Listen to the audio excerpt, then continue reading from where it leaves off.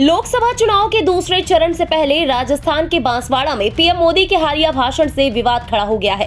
राहुल गांधी पर हमला बोलते हुए पीएम मोदी ने कांग्रेस की धन पुनर्वितरण गारंटी पर पलटवार किया था। कांग्रेस के घोषणा पत्र पर निशाना साधते हुए प्रधानमंत्री मोदी की टिप्पणी के बाद से विपक्ष भड़का हुआ है। इसी कड़ी में अब इस मुद्दे पर एआईएमआईएम प्रमुख असदुद्दीन ओवैसी की भी एंट्री हो गई है, जिन्होंने हाल ही में पीएम मोदी की टिप्पणी पर तल्ख बयानबाजी की। दरअसल बिहार के पूर्णिया जिले में एक चुनावी रैली को संबोधित करते हुए असदुद्दीन ओवैसी ने पीएम मोदी के भाषण पर जमकर पलटवार करते हुए झूठा करार दिया। साथ ही घुसपैठिए शब्द को लेकर भी सवाल उठाए। आपको सुनाते हैं ओवैसी का ये बयान।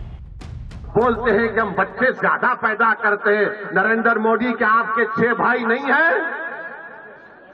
अमित शाह की 6 बहनें नहीं है? क्या रविशंकर प्रसाद की 7 भाई बहन नहीं है? मगर दिखता कौन? मुसलमान ज्यादा बच्चे पैदा कर रहे हैं। अरे झूठ बोल रहे हो तुम। तुम्हारी गवर्नमेंट का आदादोशुमार डेटा कह रहा है कि मुस्लिम हमारी बेटियों का जो फर्टिलिटी रेट है उसमें कमी आई है।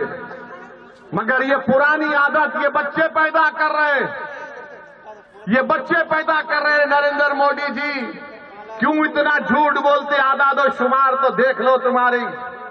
और मुसलमानों को घुसपैठी कहते हैं, घुसपैठी कहते हैं। पार्लियामेंट में 10 मरतबा 10 साल में सवालात पूछे गए। बताओ कितने घुसपैठी भारत में आए? मोदी की सरकार के पास कोई जवाब नहीं था।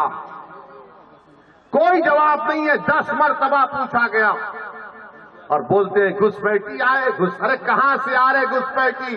अरे घुसपैठी आ रहे तो मोदी तुम क्या चाय पीकर सो रहे थे? रोकना था उनको। बताते चले कि इस मुद्दे पर जुबानी घमासान बीते दिनों एक चुनावी रैली में प्रधानमंत्री नरेंद्र मोदी की टिप्पणी के बाद शुरू हुआ था। जरा सुनिए पीएम मोदी ने क्या कुछ कहा था।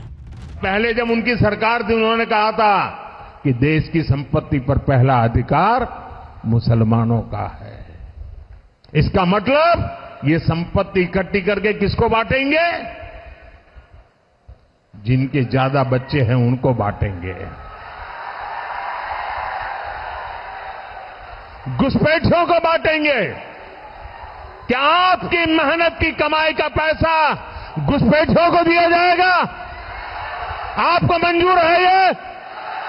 ये कांग्रेस का मैनिफेस्टो कह रहा है कि वो माताओं बहनों का सोने का हिसाब करेंगे, उसकी जड़ती करेंगे, जानकारी लेंगे और फिर उस संपत्ति को बांट देंगे और उनको बांटेंगे जिनको मनमोहन सिंह जी की सरकार ने कहा था कि संपत्ति पर पहला अधिकार मुसलमानों का है। बहरहाल लोकसभा चुनाव की सरगर्मियों के बीच जुबानी हमलों का दौर जारी है। ऐसे में अब पीएम मोदी के भाषण पर छिड़ा ये घमासान आगे क्या नया मोड़ लेता है, देखना दिलचस्प होगा। ब्यूरो रिपोर्ट, इंडिया पब्लिक खबर। फिलहाल इस खबर में अभी के लिए बस इतना ही। इस खबर से जुड़ी हुई तमाम लेटेस्ट अपडेट्स और देश दुनिया की बाकी खबरों के लिए सब्सक्राइब करें इंडिया पब्लिक खबर के YouTube चैनल को और बेल आइकन दबाना बिल्कुल न भूलें।